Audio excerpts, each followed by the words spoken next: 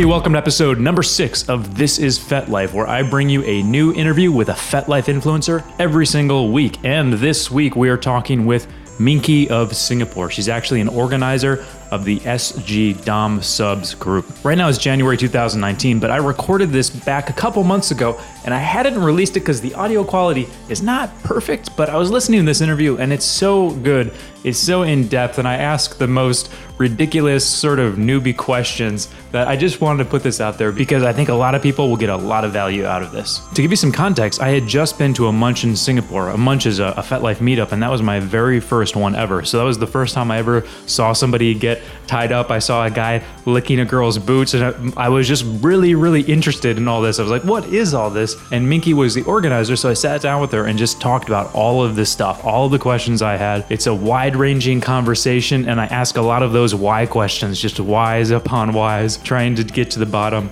of all of this kink stuff. And on top of the munches, Minky also organizes BDSM Pool Parties and FemDom parties. So we dig into all of that. I wanted to know what it's like to step in the door of one of these parties. We talk about the weight of the crown of being an organizer that everybody seems to know, and how sometimes she just wants to go off and just be herself without being, Minky, the famous Minky. We also talk about why everyone is a switch, how to make a switch submit, dominance versus rough sex, Parisian nudist bars, electrocuting butts, the art of making a man come twice in a row, and breath plays / bagging. Really good stuff. I think you're gonna love this conversation. So here is Minky.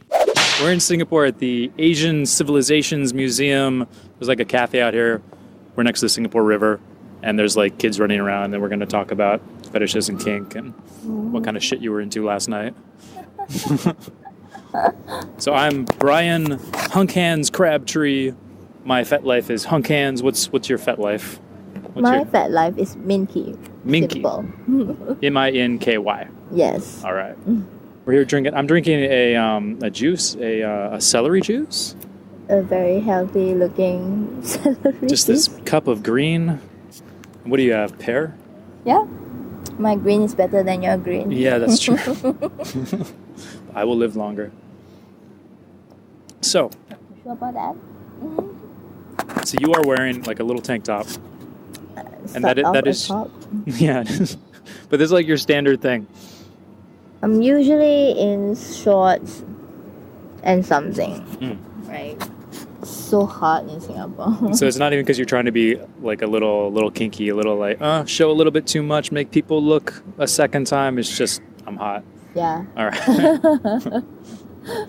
Okay.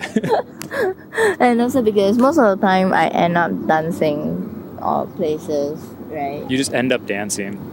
Yeah, like weekends. Okay. It's like I went to the tapas club just now. Yeah. And music and dancing. I do not just end up dancing. I Your life love sounds very dancing. fun. Is it? It sounds fun. You're just like, I don't know if I'm going to be dancing in the next hour, so I'll just wear dancing clothes all the time. Your life is as fun as you make it. Yeah. So you're like, I wanted to talk to you because you're the organizer of SG Sub Doms. Did I say it right? The SG Dom Subs. Okay. Yeah. Sorry. The Doms always come first.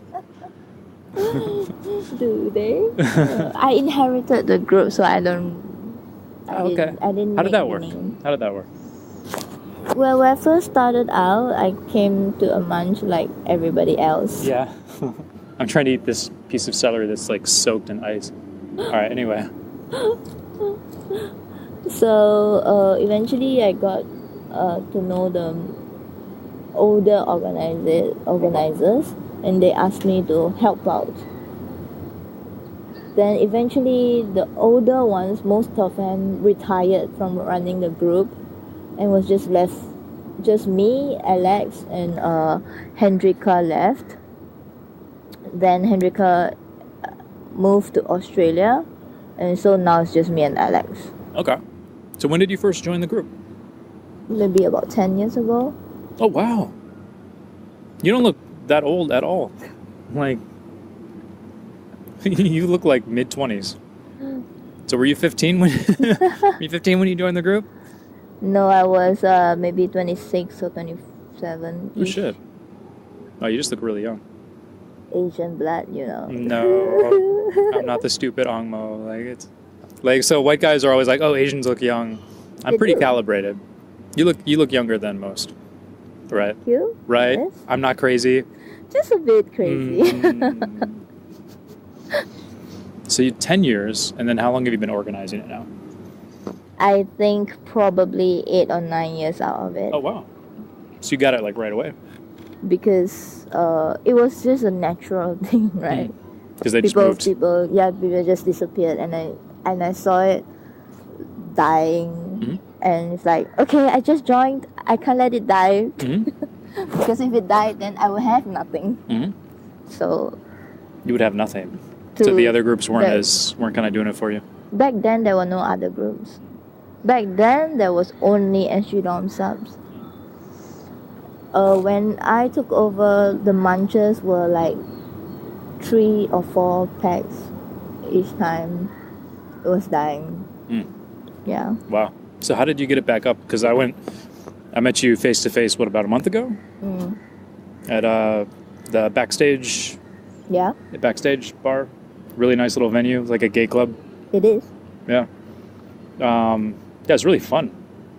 Like, Arixa, remember we were just talking about Arixa? Like, she was saying that she tried some of the other munches and she thought that yours was the most fun. So Awesome. Yeah. I'm flattered. Yeah.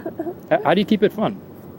I don't know. For me, myself, I enjoy doing fun stuff.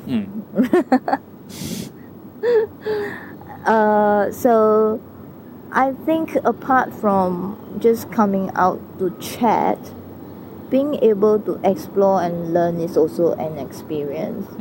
So as long as they're not doing anything illegal and too heavy, I think people kneeling around, getting tied up, very soft kinks is okay, because especially when the newbies come, they were like, oh, so this is what it actually is.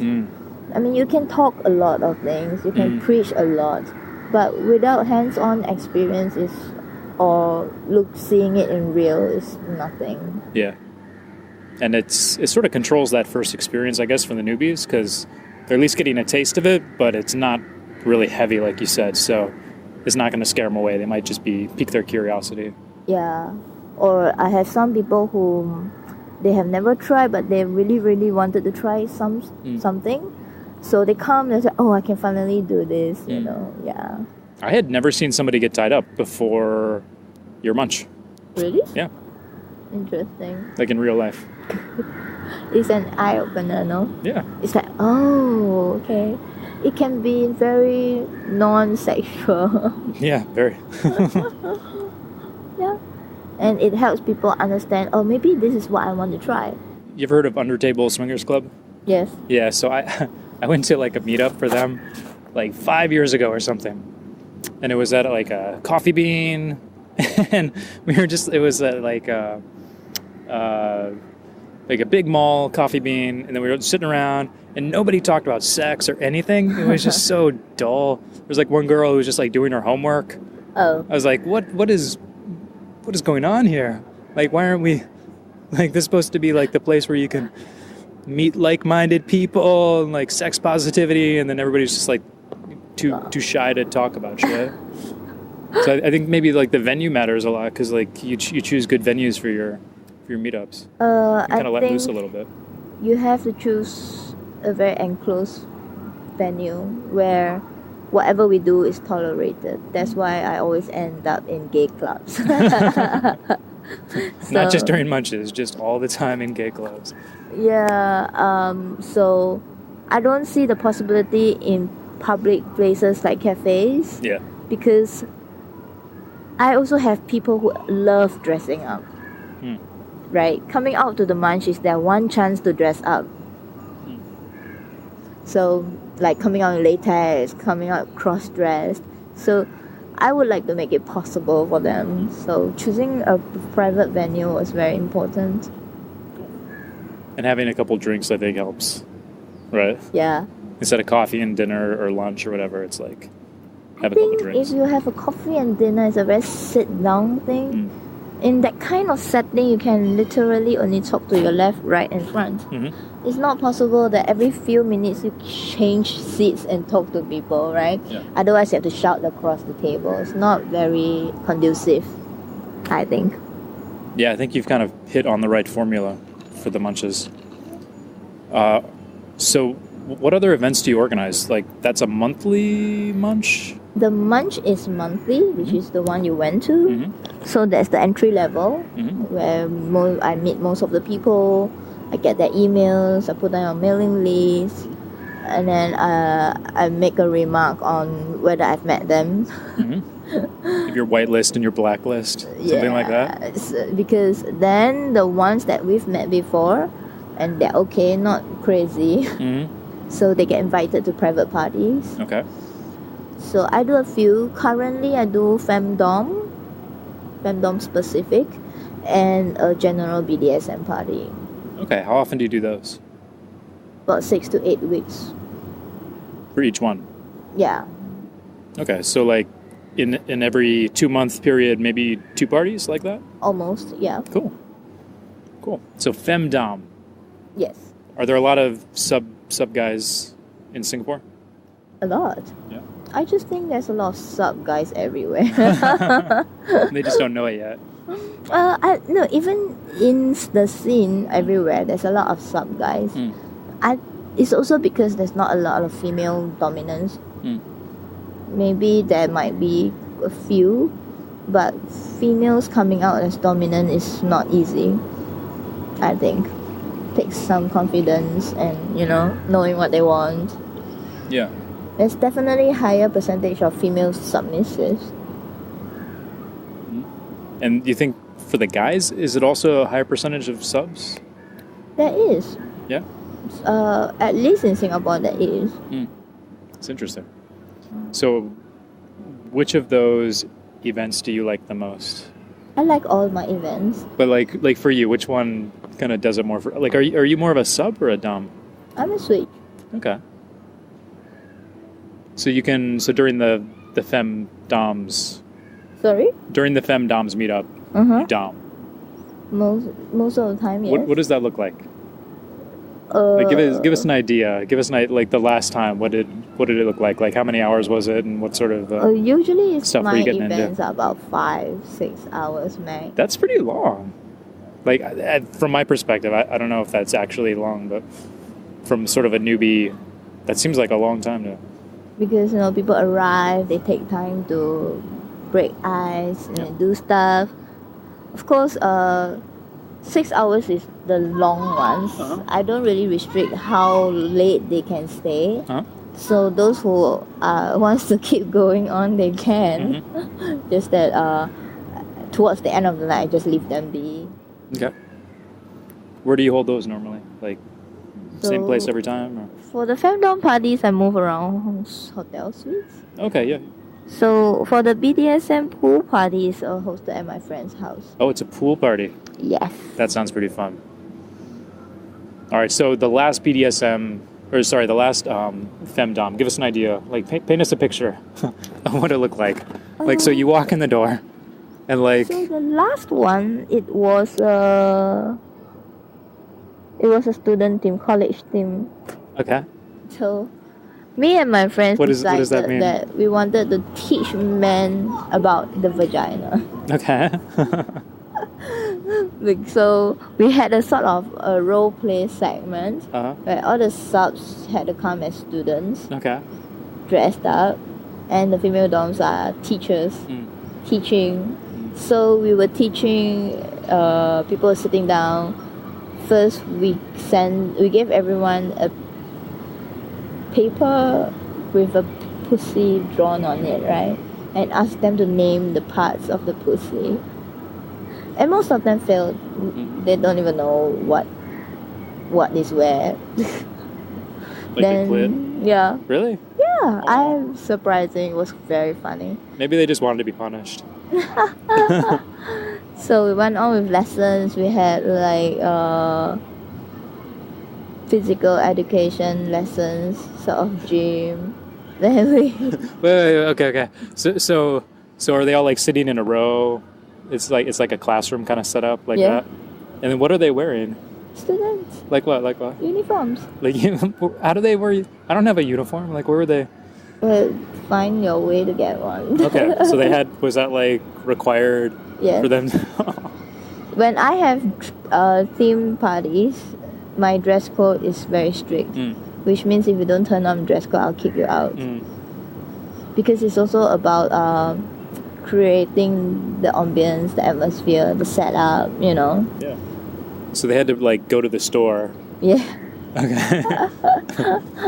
There's this one time for my my hunk hands like massage thing where I thought like I had this service that was called Virginia Breeze, which is like if you're a virgin, then maybe you can get a massage that'll like help you not like so it won't be so painful the first time you like fuck your boyfriend.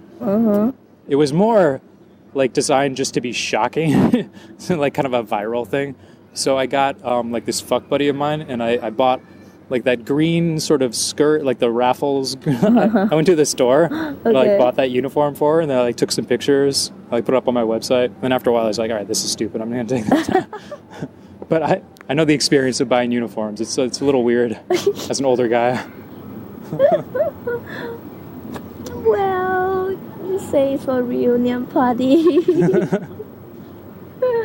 Most of them came dressed up, yeah. Well, they came dressed up. All right. What were you dressed as?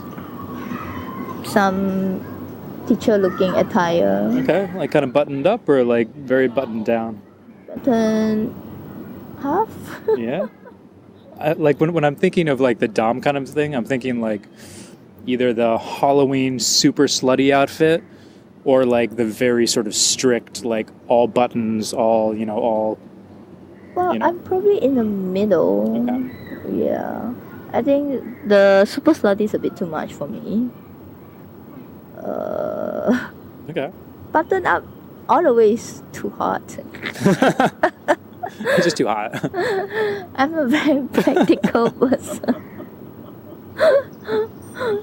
Yeah. That's so funny. Okay, so the guys are drawing or like trying to name the chart, like the vagina, the diagram. Yeah. And what happened if they'd messed up? That was the first test, right? Then we started to teach. Did they get slapped or something? Or what's... They have to draw a punishment. Okay. Now I quite forgot what the punishments were, but was something along the line, maybe get spanked, things like that. Yeah. I like where this is going. All right, so next what happened? Huh? Next what happened? Well, we taught them, we had teach them how to serve, how they should behave, teach them the parts of the vagina. At the end of it, they had another test with the exact same picture, Okay. right? So they had to name the parts. Yeah. Now, did you show them a live demonstration of the No. vagina? No? No. Oh, wow. Okay. All right. That's exactly where my mind was going. I was like, one of the teachers spreads her legs and... We have 20 over people. We don't need 20 people crowding over one vagina, where we can just enlarge a picture. All right. How many female doms do you have? Per party is usually about 5 or 6. Okay, for about 20 guys. If it's 5 or 6, it's usually about 14. It's like 3 to a dom, something like that. That would be about 2-ish to a dom. Okay. 14 would be high. Oh, so like 15 total, something like that. Yeah. So I try to keep a ratio of 40% females. Gotcha.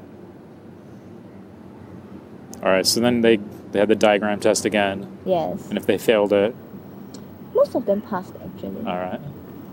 And I then only had 1 or 2 that failed quite terribly. I think those guys really just wanted to, right? I'm not sure, but people are actually really scared of my punishments. Tell me more. Well, I'm known to cane really hard. Cane. Yes. Now this is a Singaporean term. Is it? Is it? Actually, I don't even know. I mean, it's No. definitely a term in Singapore. It's like what Singapore's famous for back in the day. Back in the day, but caning is a fetish in itself. Do you use the rattan? No. now I use this fiberglass one that my friends got for me from London, because the cane ones I'll break. The rattan like one? You break those things? The hell? Girl, Yes. I'm not coming to your parties. Wow. So you're pretty heavy on the caning. Yes. Do you like to break the skin? Is that one of the things you like? I wouldn't say break the skin, but I enjoy seeing marks. Like deep welts, like nice big. All right. So okay, so I'm still like I think that people watching this or listening to this, they're like, all right, what actually goes on behind closed doors at like a fetish party? Like, I'm so curious myself. So My answer will be come to one and you'll know. yeah, Always. yeah. There's You might just get a little cane. Explaining. You can't really explain a party because at different times there are always different people coming in. Dynamics is very different each time, and some people do this, some people do that. Right? So if you really want to experience one, just come. You don't have to do anything. You can just watch. Yeah. Do a lot of people just watch? I would say by the end of the night, maybe less than 10-20% people watch only. And then it starts out, watchers are... People get into it after they realize that it's very normal. Okay. It's just that they can actually do things without being judged. Right. And like the number of people who show up and they're like, oh, I'm just going to watch tonight, see how it goes. That's originally, what, like 50% at the beginning or something like that? I wouldn't say, but nowadays maybe 30-40% max. Yeah. Okay. And then you're able to convert like 2/3 of those. Most people after the second or third party. No. Most people after the second or third party, they start playing. Yeah. Cool. Yeah, I went with... remember, like, I went to like a Craigslist sex party, swingers party, you know? Okay. Just like really hit or miss kind of shit. And I went with this girl who's a fuck buddy, and she was like, oh, I'm just going to watch. And I asked the organizer, is that okay? I was like, yeah, that's fine. Like, after 5 minutes, she's like sucking somebody's dick, right? So, yeah, people get riled up looking at stuff. yeah. So the physical education part, what happened? What happened with that? So the teachers are not too much, just doing exercise. Okay. Like because there wasn't too much space for them to run around. So it was more like doing planks, holding positions. Yeah. Were they like naked at some point during this, or how do you like to do it? Some are, but during the role play, no, because that was a beginning of the event. After that, when people are allowed to go and do, then some female dogs may order some subs to strip. Okay, so they're allowed to go. So it's like classes dismissed kind of thing. Yeah. All right, and then the doms will just sort of pick whoever they want to. Yeah. Whoever they want to work with or whatever. Yeah. What do you even call it? Play with, right? Play. Yeah. All right. So they'll be like, hey, you, let's go, and then you just find a space and do something. Yeah. All right. Cool. What's so in the female dom male sub thing? I mean, from what I've heard, there's lots of different like dynamics where some guys aren't into like sex play, and some guys are, and some girls are, some girls aren't. Like I heard one guy at your munch who was like, the best orgasm I've ever had is like a prostate massage with some dom. And then another guy was like, I don't like any sort of sex play. It's all in the mind. Well, like, what is at your parties? Most of the female doms, what are they into? Like, oh, cheers. Most of them is very varied. It's just that people who hang out with me end up liking the cane. right? But a lot of them like pampering, they like being massaged.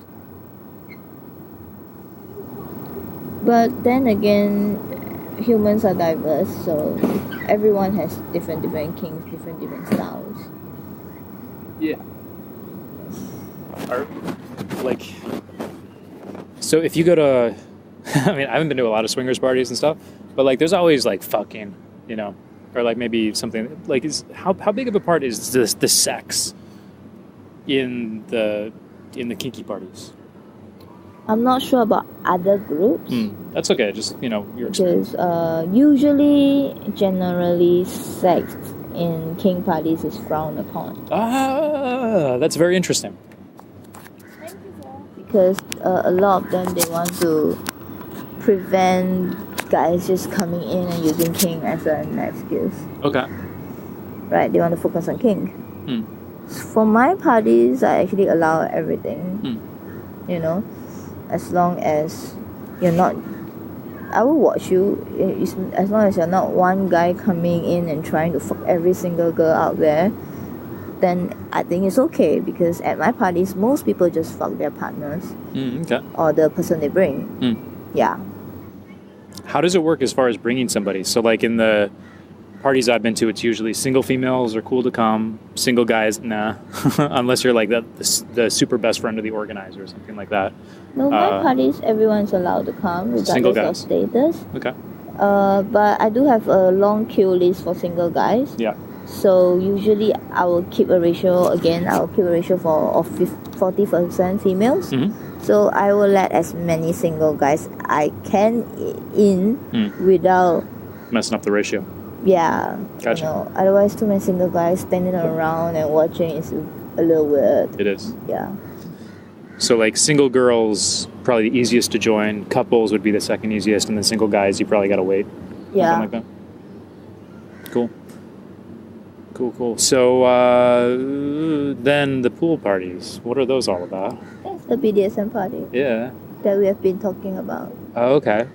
What about I thought we were talking about the female with the school room. It's about the same. It's just that it's not restricted to female doms. Is it less thematic? Is it less structured or? It's less structured. Okay. Yeah. It's more of anything goes. It's a bit more casual. It's like almost like a munch with play thrown in. Yeah. Cool. So you walk in, and most people are naked when you walk in. Like you just walk it, you open the door, and there's a lot of titties. I'm just trying. Oh, there you go about titties. I love titties. I'm glad for you, but no. No. Okay. You're crushing all my dreams. Like, BDSM party is not a free titties show. God damn. But some people do strip, some people don't. I don't enforce anything. It's up to their comfort level. Okay, so it's not like everyone. Yeah, like I think there's no party where people are like, you must remove your clothes. No. You ever seen that movie Eyes Wide Shut with Tom Cruise and yeah. Yeah, but even in that show, they were wearing something. That's true. So pool party. Why the pool? Because the house has a pool. Okay. Is a pool better though? It's really just that. Okay. It makes it sound better. Yeah. It's not just a party, it's a pool party. Like, yeah, I'm going to that. Singapore, anything to be cooling. It's true. And a pool all to ourselves, why not, right? Good excuse to take off a little extra. I don't know. I think I'm still in the frame of like a sex party. Like I'm still thinking that I can't even wrap my head around. I don't know. Like I've been talking to some people who are into rope, and some of them are into the artistry of the rope, and then some of them are into the kind of like what the rope implies. Not so much like it might be beautiful, but it's more like the rope implies that like powerlessness or like dominance or something like that, and that's sort of like the thing that they like about it. Not so much like, oh, this knot is so beautiful. So I guess probably in kink, right? There's just people who are really into like their little, like their fetish, their thing. They just love the feel of the latex, and then some people are like, I don't know what, the latex is not, it's objectifying or something like that. You put a mask on and then yeah. Everybody has different reasons for everything. Yeah. Yeah. Tell me more about that. About what? About people having different reasons for different.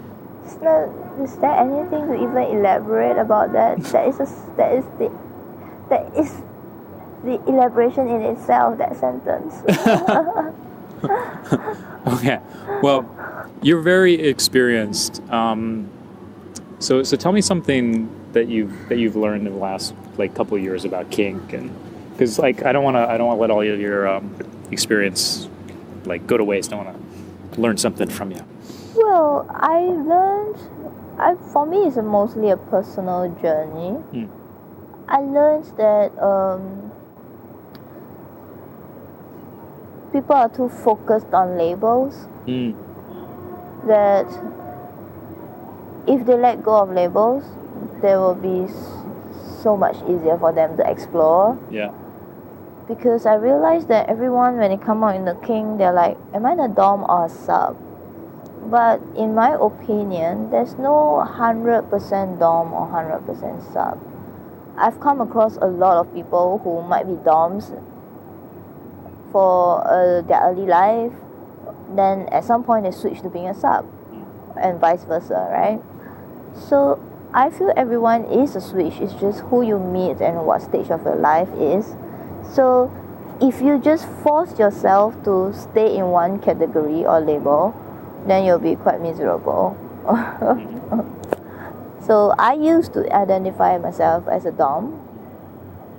So I mean, over the years, I know I can switch. It's more of who can make me switch. So the same applies. Instead of following the labels, I think most people, what they should do is think of what they actually want to do, or what they actually enjoy about it. So don't think like, I'm this label, what are the other parts of this label that I haven't explored? Just think about yourself. Yes. Think about, this interests me, that interests me. Go more introspective. Yeah. Don't just like go to the Wikipedia page and make sure you check off all the boxes. Yes. So it's like, let's say, I mean, most people are like, oh, I'm a dom, then I have to learn to tie up people. Yeah. You know? They should think of, oh, I like to tie up people. That probably makes me more dominant in this aspect. Yeah. Yeah. Yeah, okay. So more of like the grounds up, like from the bottom up sort of definition of yourself instead of like the top down. Yes. You should be finding out what you are instead of dropping into a label. Yeah. Yeah. What do you think about the labels on FetLife then? Are those helpful or? I mean, it's helpful-ish for people to find each other, right? But it's also quite confusing for people. Because that's what the newbies come, they make a profile, that's the first thing they see. Then that would be the first question they ask. Shit, am I a dom or a sub? Or am I curious? Or am I this? Or am I this? So many people may be a combination of everything. You know, or some people may be none of those, but something else. Yeah. That's something that I think was a big change in my mindsets in the last decade or so. It's just less black and white thinking and more gray thinking. Yeah. You know, less like this is bad, this is good. More like it's probably something in the middle. It's like my assumption used to be that there's a black and white kind of thing, and then now my assumption when I catch myself, it's like it's probably a spectrum. It's probably a gradient. Yeah. So, like what you said, everybody's a switch. It goes right along with that. And it's more of how you make things work for you. Yeah. So you were saying there's certain guys that can make you sub. Yeah. Is it also like is it pretty much like the guy, like you just have to have that chemistry, or is it like today I want to sub? No, for me it's the chemistry. Okay. Which I don't find a lot. That's probably the problem. Like I think a lot of a lot of more dominant girls might feel that way. What do you think? Yeah, that's what my friends say too. It's a lot. Some switchers are like, yeah, I can switch, but it's more of, yeah, again, who can make me switch? You have to know your stuff. I wouldn't say stuff as in skills, like knowing how to tie up someone in a very fancy way, but more of being able to seduce the mind of the other person. Yeah. Tell me more about that. It's a very abstract thing. How do I explain that? So in a very non-kink term, even in real life, every single person you meet, sometimes you will feel like, oh, this person is so weak. First impression and first conversation, something like that. In your mind, you're like, I'm going to, lord over this weak person. Right. Or you could if you wanted to. You could say one word and they would crumble. Yes. It works the opposite way too, right? You see somebody, it's like, okay, I'm going to lose this negotiation, I think. Without even, So that's what I feel it is. I think it boils down to also confidence level and how you carry yourself and knowing what you want, right? And really intense eye contact, which you have. Do I? I have a habit of looking at people in the eye. Yeah. For me, it's I like when I talk to people, I actually concentrate on the person. Yeah. So to take the abstract thing and make it more concrete, when was the last time that somebody made you feel like you wanted to sub? It's like back in 2007.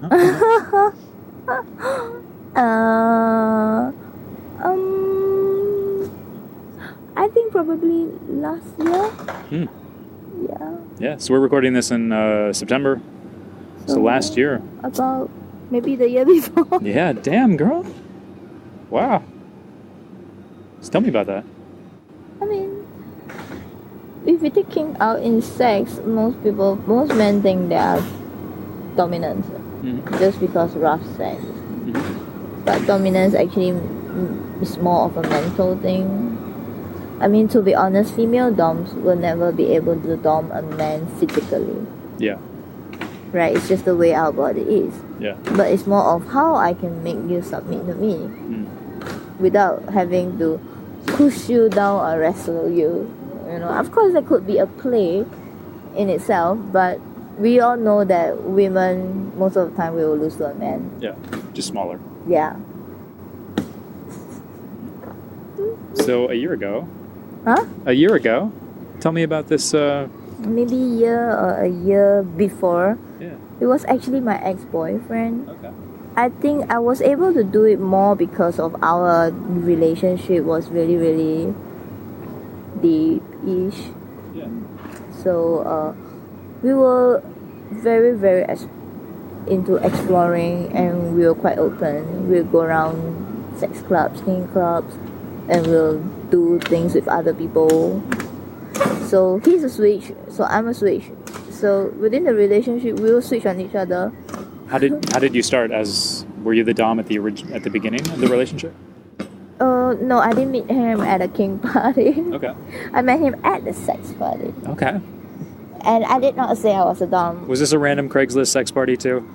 Tinder. Or Tinder? Yeah. Was it a Tinder sex party? It's not a Tinder sex party, but more like I met this person on Tinder. Okay. And I did not identify myself as a dom or anything. Okay. Wait, your first date was not at a sex party? The first date was a sex party. Okay, just you two, or? No, with a group. Wait, what? A small group. Why? I'm doing Tinder wrong. How does this happen? All my dates are coffee shops. What the fuck? Well... How did that happen? I don't know. You're living on a different planet. What the fuck? Basically, we chatted and said, hey, we have this party. Do you want to come along? Okay, I'll go. Small house party. Who proposed it? You proposed it to him? He proposed to me. Oh, okay. Wow. Now I'm like, okay, I was like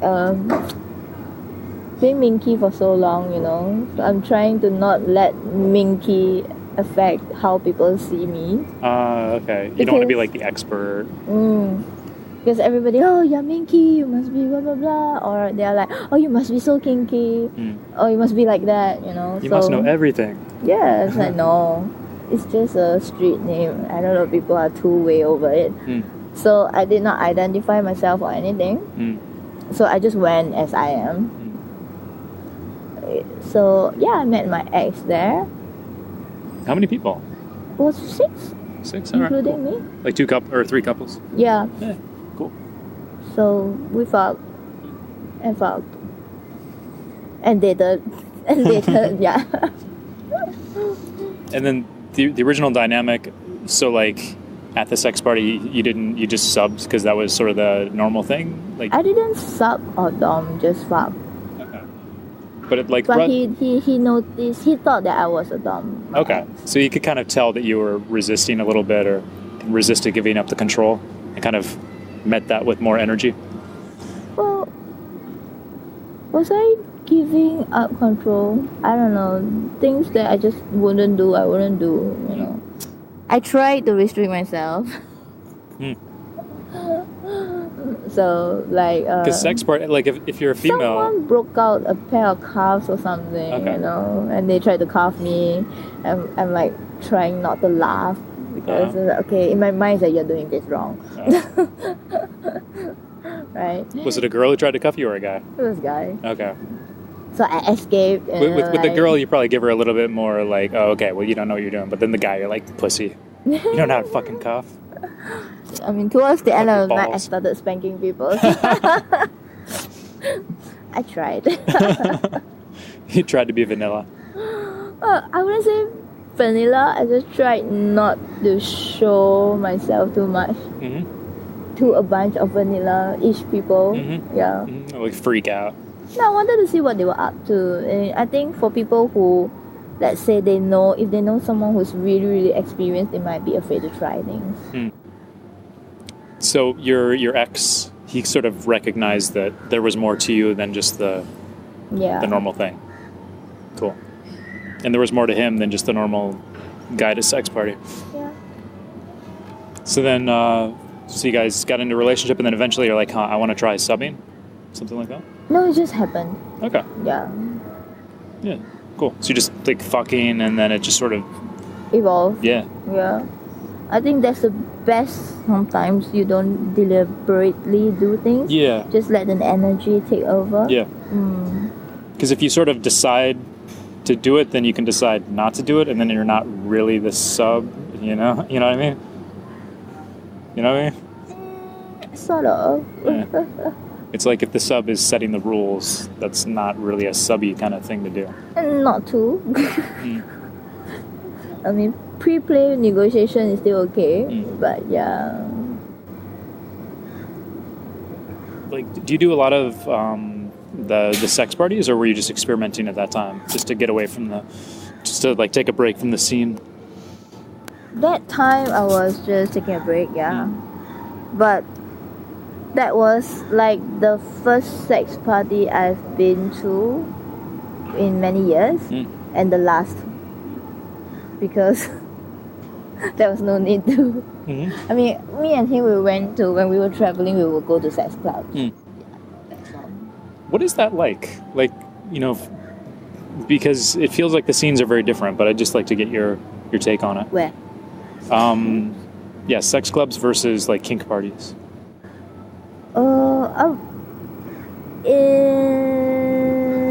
I went to one in London with my friends, a kink party. I forgot the name, but it's mostly plain, no sex. It was quite a sight to behold. People were all dressed up, you know, dressed to impress and everything. Whereas I went to the sex clubs or nudist bars in Paris and Rome. Was it Rome or Milano? One of it. People were generally much older.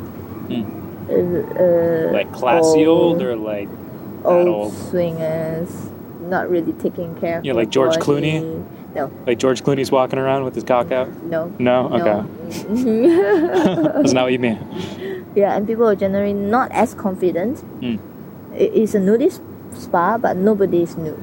Like, everybody is like wrapping the towel and grasping it tightly around themselves. Oh, okay. I was almost the only one who strutting around naked. Yeah. And like no sex at those, right? I saw some sex. Not as much as I thought it would be. So they like part the towel a little bit. That, I don't know, they moved to other parts like darker rooms and things like that. Okay. Yeah. Interesting. And then, so that's the nudist one, and then you went to like a sex party kind of one, or? I did go to overseas sex parties. Yeah. Okay. This is like totally different, right? Very different, Yeah. I think. So you just like, if you were gonna like, did you even enjoy the nudist one or no? The nude one? Yeah. I enjoyed watching. Okay. But I didn't actually participate because the first thing that comes to my mind is hygiene. Hygiene. Why? So one of the nude spas, there was this very dark room with about 20 bodies wrapping around in all sorts of... Then you start to wonder, if it's so dark, are people actually using condoms? And as they change from one girl to another, do they switch condoms? Even if not, they're fingering girl A to girl B without even washing. So all sorts of things come to my mind. Yeah. So, I mean, I love sex. I'm very open about kink, but I believe everybody should be know how to take care of yourself and engage in safe sex, right? Yeah. That's so interesting. So, like, you've seen the kink parties, sex parties. Like, you've really been around. That's awesome. Is there? Huh? Like, what else is on the list? What else? No. Like, yeah. What do you want to explore? Actually, kink and sex, I'm almost about there. Yeah. Kind of plateaued. Yeah. Nothing much, but then again, you know, for me, it's I enjoy it. It's a lot more other things, non-sexual, non-kink to explore. That's true. That is true. So you kind of like settle on your repertoire, right? Like I've tried this, so I've tried this, I really like it. For you, what are the things that you really like? And my current favorite is breath play and electro. Electro. I don't even know what that means. Tell me, explain. The ones that I like is the tense unit. So have you tried those massages, feet massages that zaps your feet? And they like contract the muscle? Yeah, that you one. You can't stop it? Yeah. Yeah, so think of that I haven't in tried an that in anal sex, though. plug style. Okay. Someone told me that you can get a really strong anal orgasm from stimulating the right nerve electrically or something. Yes. Is that true? Yes. Because your prostate is for guys and girls, or both? Mostly for guys. Okay, for guys. So you like zap the prostate. Your spot. Your spot. Wow. How does that work? You just zap it. What? It's like constant stimulation. Okay. Right? Like how is it like a steady zap? So it's like zzz, or it's like a pulsing kind of thing? For me, I choose the pulsing one. That works better. I also alternate between stop and start because some people go numb. Okay, yeah. After a while, yeah. And so you like grab the thing and you're like kind of moving it around, find the right spot. No, mine is an anal plug, so you just have to shove it in. And then you just control it on off. Yeah. And what, the guy will like immediately get hard? Most guys will stay hard, loads of pre-cum. Not everybody comes from it. For most guys to come from it, it takes a while. Yeah. And then is it more intense? I don't know. I don't really have the patience to do an hour prostate massage for them to come. Because you're a dom. Not even just a dom thing, but yeah. Because I'm a very active person. After a while, if I'm not doing something, I'm like. So what else would you add on top? What else would you layer on top of the prostate electrical stimulation? For me, it's a lot of sensory deprivation, tying up. Yeah, like for me, it was like, oh, blowjob. Like that, that's like where my mind goes, No. right? Right? Yes, that's the difference, yeah. So not blowjob. So the guy's there with his cock hard, but you're not going to spend an hour like making him come. So sensory deprivation, like blindfolding. Yeah.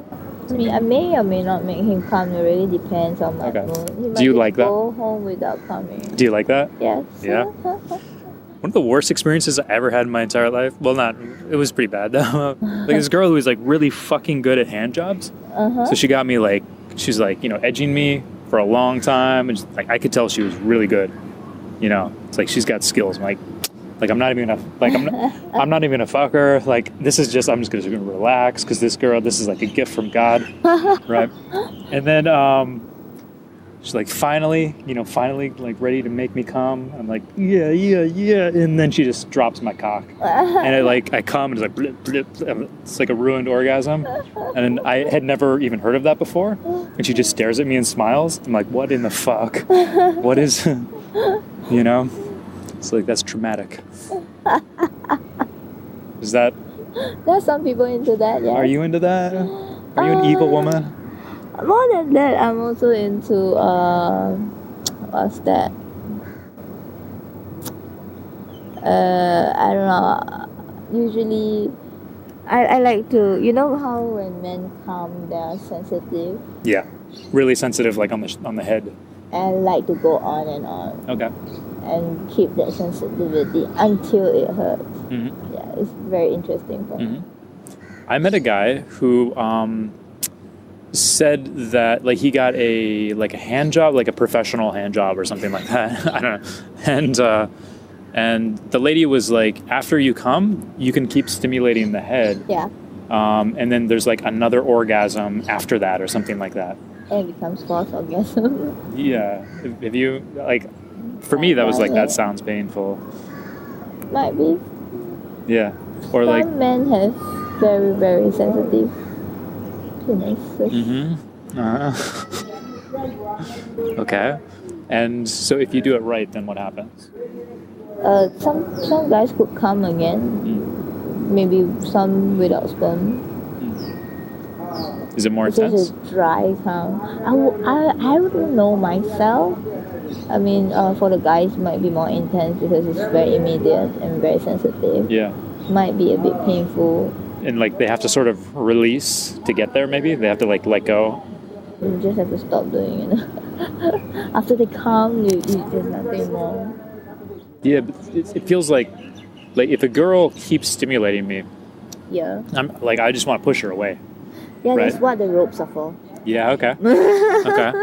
So, does the guy have to stop fighting, or does it not matter? He can fight, he can not fight, as long as the stimulation's there. The best is just stop fighting and let it consume you. Yeah, let it consume you. Okay.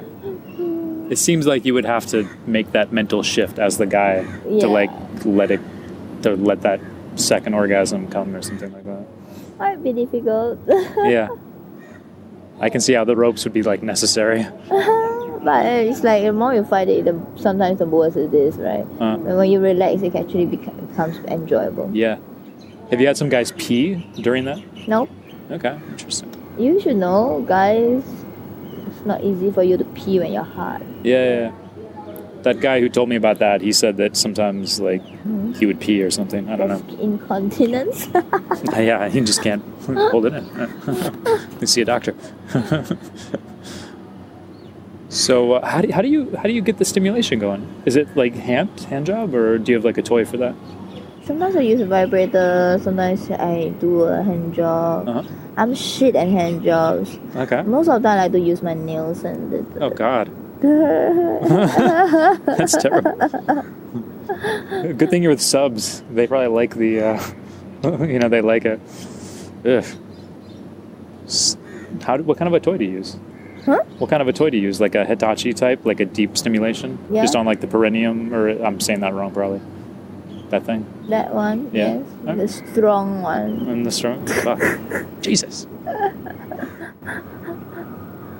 All right. So electrical, and then you said breath play. Yes. Now, do you like breath play for you or giving?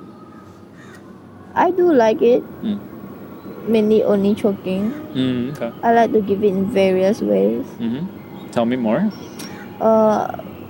Recently, one of the more enjoyable one I've been doing is bagging. Basically, you put a plastic bag over the head, right, and watch the person slowly struggle and go out. So sadistic. Do you think of yourself as a sadist or no? I think there's no denying about it. Even if I want to deny, I think all my friends will just stare at me and say, there's no way you can't be. So you're on the spectrum somewhere. Mm-hmm. Mm-hmm. Yeah, I could see that like glint in your eye. Yeah. And then, so you like take it off their head, put it back on, let them have a gasp, and then something I wouldn't like take that. it off, I just release for the air to go in. Gotcha. Yeah. Like for you, if you're doing that with a guy, is like could they be fully clothed, or would that not be interesting for you? Would there have to be some at least hint of sexuality? Well, I'm a pervert. Is that a? It depends on the body. Okay. If the body looks good, I want to look at it. Okay. Right. And if not, don't bother. you wouldn't even. Would you even play with them? No. Okay. It's good to know what you like. All right. So like if you're doing breath players, like would you want to come in a session? Like if you're doming, do you want to come? I mean, it depends on who I'm playing with. Yeah. Right. Let's say if playing with somebody that's quite regular, enjoy. Yeah, could even end up fucking. Mm-hmm. I'm not too strict on females can't fuck, blah blah blah. No. On what? There are some female doms who think that they can't fuck subs. Okay. That makes them less dominant. Is there a way to fuck a sub that makes you I don't think so. like if you're a doggy style? So? Oh. Oh what? Oh, I don't know. Seems from my sort of vanilla-ish standpoint, just doggy style seems like a more guy dominant thing. The action seems so. But then again, being a dominant just means the initiator. So you gotta like keep the talk up. You have to. I'm not sure ordering. about keeping the talk up. I don't talk a lot. Okay. It's more like, let's do this, I want to do this, I want you to do this. Uh-huh. Yeah. Okay. So just like telling them what to do. Yeah. Gotcha. I mean, are you telling me that female doms can't enjoy sex? That's pretty sad to be a female dom. It would be sad. Mm-hmm. Do you sometimes just want to dom and you don't want to come and you're just there's a subspace There thing? are sometimes. I mean, when I play at parties, I mostly just want to dom because it's a more play thing. Yeah. The other sensual stuff, I mostly do it on a more personal level. Yeah. What does doming do for you? Like, a lot of subs. I mean, like you've subbed, right? So the subspace thing, we call it like rope frenzy or something. Is that the term? I don't know, but it makes me feel good. It makes me horny. For me, it's a bit like foreplay. It's a bit of mental stimulation. Yeah. Does it help you blow off steam if you've had a stressful day and you just like beat the shit out of a dom or beat the shit out of a sub? Does it? Now we know what you're thinking. I don't know. I'm not generally an angry person or having to beat shit to feel better. No, I just beat people because I like it. Okay. I love how in the kinky community, these people are very open about like their thing, you know. If the kinky people aren't even open about themselves, how can they expect other people to accept them? It's good that it's kind of a breath of fresh air where in most settings, social settings, everybody's trying to sort of, you know, be normal. Everyone's trying to fit in, you know, not be the one who's doing the weird thing. Like everybody watches the same TV shows, blah blah blah blah blah blah blah. You know, the kinky community seems more like, you know, people are allowed to be who they are. I mean, outside kink, I'm sure people still do those trying to fit in things. But when you're here to explore kink, then there's no point trying to fit in, rather than try to do what you want. Does it get tiring hanging out with vanilla people after you've hung out with your kinky friends? I wouldn't say tiring. It's just that I don't hang out with vanilla people anymore. Fuck them. I wouldn't say fuck them, but because in these years, Electrocute. I've only had contact. All my new contacts and friends are all kinky people. Mm-hmm. Like I stopped having vanilla contacts. You know. Like just friends, just people you hang out with, people you chat with, whatever. Yeah, right? So it became very natural for me. Mm-hmm. So instead of me deliberately not hanging out with vanilla people, it's just how my life turned out. How would you describe that? Like you're chatting with somebody and you're just sort of talking about bullshit and you're like, I don't want to talk to this person. Like they reply and then you're like, all right, I'll just reply in a week, something like that. And then those people just sort of fall away, or just the people you spend more time with in real life. Those are your kinky. The kinky, yeah. Mm-hmm. I would say the second. Then I don't actually have a lot of vanilla friends that I can speak on a deeper level with. Yeah. So it's a lot of superficial friends who they probably don't even know what I'm into. Yeah. Yeah. So, yeah, because if kink is a big part of your life and vanilla people won't accept it, then you're sort of hiding a big part of your life from... Too big. Yeah. I mean, I'm not just a participant, right? I'm like the organizer. Yeah. You're electrocuting people's butts. Yes. That's extreme. That's not extreme. In 5 years, we'll have another conversation and you'll be like, I don't know what you're going to be doing. I don't know too. 5 years, long and yet short. Mm-hmm. Is there something on your list that you really want to explore? Something that... I think most of the time I have ticked most of it. Maybe except the forced bi. I really want to make two male subs fuck each other. The what? The forced... Bi. Forced bi. Damn. So they're so under your control they'll suck each other's dicks. I've done the suck. I've watched the sucking. Now I want to see the fucking. You've made two guys suck each other's dicks? Yeah. How do you do this? What are the magic words? Or is it just holding your fiberglass cane over their heads? No, it's really like I want somebody to suck a dick. Who's willing? It was at the FemDom party. Okay. I would never do. So those guys were like, they were like thinking about it beforehand, maybe, and then you kind of gave them the excuse to like explore it, something like Probably. that. All right. I'm like uncomfortable. My masculinity feels challenged. God. I hope you couldn't make me suck a dick. I'm questioning everything. Yeah. What else? It's been really interesting talking. Thank you. So if someone comes to Singapore and they want to like hang out. Mm-hmm. They should come to a munch. Come to the munch and hang out with the big group. Yeah. I mean, that's how you get to know people first, right? Mm-hmm. All right, sounds good. And when you go to a new city, do you go to the munches? Yes. Yeah. I try to. The travel dates don't always line up, but when it lines up, I meet people. Sounds good. SG Dom Sub, not Sub Dom. Dom Sub. Yeah. Sounds good. Thanks for talking. Thank you.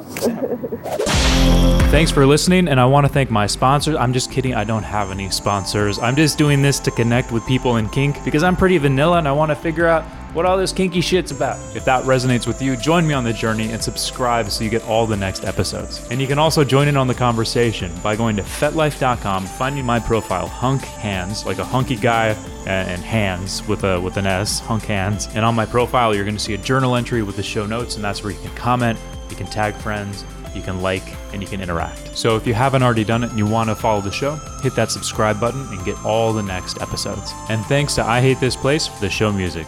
See you next week.